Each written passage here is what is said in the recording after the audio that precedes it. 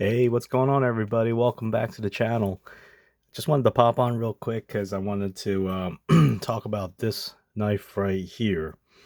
Uh, so, what we have here today is the GEC 86. I don't exactly remember if it had any kind of. I guess it's called the. Let me see here if I can zoom it in. The bullhide carver. All right, so I guess that's what it's called. But basically, it's a 86 pattern, really popular pattern among I guess the knife community and collectors. I'm a big fan of 86 patterns also, but I specifically wanted to talk about this one. And I'll eventually talk about some of the other ones, and I brought a few out here to show. This one in particular is one that I wanted to pop on and show because I have been considering for a little while now, and let me talk a little bit more about it. It's the knife itself is a two blade pattern, and it's particularly this run. These were the 2023 run, um, and it comes with this clip point blade, really beefy, thick, not thick, but like tall. Real nice blade, and I actually do like this etching.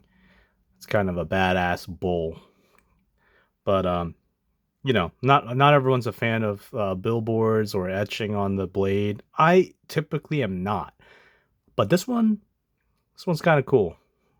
I would like it, but I use a lot of my knives, so and I particularly like watching carbon steel kind of take on some characteristics of patina and whatnot. So I usually don't particularly care about the etching, but this one's cool. But anyway, regardless of that, I have been thinking for a while that I'm probably going to get rid of this punch. Although it is badass and it is probably something that people will find controversial, uh, there are people that prefer a single blade configuration, and I'm one of them. I think that this knife in this micarta would be a great everyday carry using knife. Like, I am a big fan of micarta. I'm also a big fan of this color. I've always been drawn to knives that are red. To me, I kind of look at this and sometimes I think of this color red and I just think of like a Swiss Army red. It's a little darker, which is actually better. This is a little too bright. But I just think of this and I think what's nice about this as a user is you can like put this down and you can see that it's sitting there and you don't get it lost like you would, some knives that are black or wood. And it just makes for a really good user knife. You can spot it easily. You don't lose it if you put it down. The only thing that I don't use, although it looks great and it is kind of functional if you use it, is this punch. And the other problem with it is, um, first of all, by the way, it's a bitch to get out. I mean, it's tough. Um, and I don't use it almost ever. But the other thing is because of this, um, I'll show you. You really lose the ability to make this a pinchable, just barely. You can't get enough to pull this out and pinch it. And I would love for it to be just pinchable and pull right out like that. And I feel like because of just enough recess here, well, I'll show you this way. There's enough clearance right here that if you actually got rid of this, you might, well, there you go. You might just have enough to make this a really great blade. A pinchable design that you could just put and it actually has a dugout here for the cover that makes it perfect. You'd be able to grab right in here and pull the main blade out, and boom, you'd have the perfect using knife. Uh, it's also kind of on the thicker side. I mean, this is probably one of the bigger knives that GEC makes. Again, next to, I think this is a Spartan Swiss Army knife. If I were to put both down, it's a pretty significant size, but really it's also thick. for just 2 blades. I mean, it's way thicker than this, which has multiple functions. So this is a pretty thick blade. And, you know, I just am a big fan of, if it's a big knife like this, I just like to be able to kind of pinch open a blade. One of my favorite knives is this 86 right here. Now that I think about it, I cannot remember what this was branded as. Something like Black Angus. They made these in ebony, and essentially there was like a medium and a well done. This is the well done Angus variety. Anyway, I wasn't supposed to come on here and make a whole video about this, but it's just one of my favorite patterns, and the biggest reason is how pinchable it is. I find myself grabbing this, even though I don't really always need such a beefy knife. I find myself just grabbing it just because it's easy to open, and I feel like if I had that with this one, oh man, what a pair they would make. But this one also has 2 blades. But the difference here is that because of the configuration, I'm able to grab this right here and pull that open no problem. That's nice. I love the shield on this too, by the way. It's the only thing about this one that's not quite up my alley is I'm not a big fan of this, I forget what these are called, this type of shield.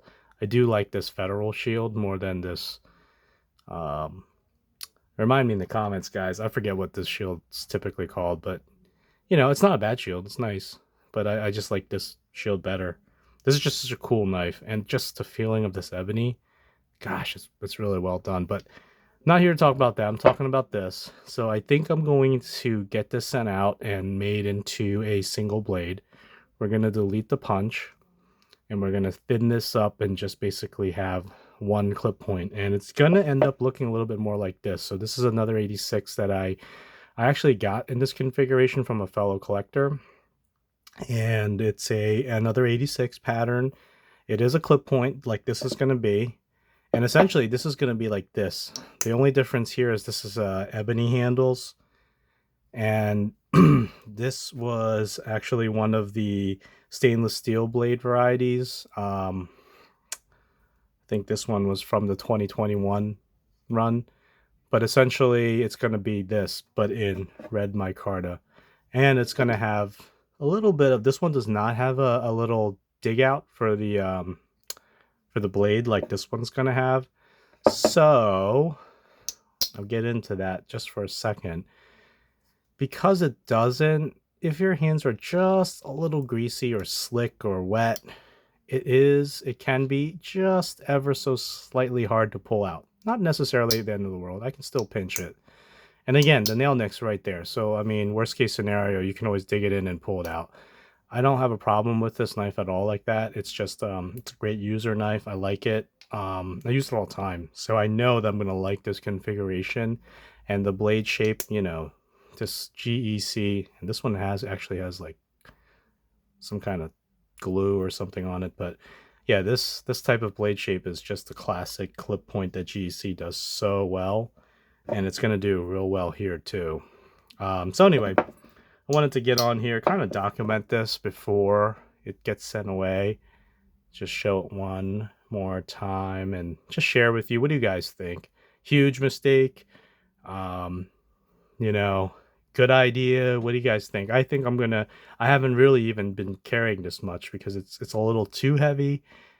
It's hard to open, so I think I'm going to enjoy it a lot more once I have kind of like the setup that I want. And this is the type of knife that I don't plan on necessarily trading or selling off. I think this will be a keeper as long as it gets into the configuration that I think I like. What do you guys think? Leave a comment, subscribe. Love hearing from you guys. I am trying to respond to every single comment. I love hearing from you guys. I really do. I just think that's the best part about doing this whole thing with YouTube is to hear what you guys think. Whether you hate it, you love it. It's all good conversation. I'm not, you know, easily offended. It doesn't have to be a thing where we all agree on anything. I love hearing what you guys like, what you guys don't like, and any suggestions. Let me know. Have a great day, guys. And don't forget to share, subscribe, and I'll see you in the next video.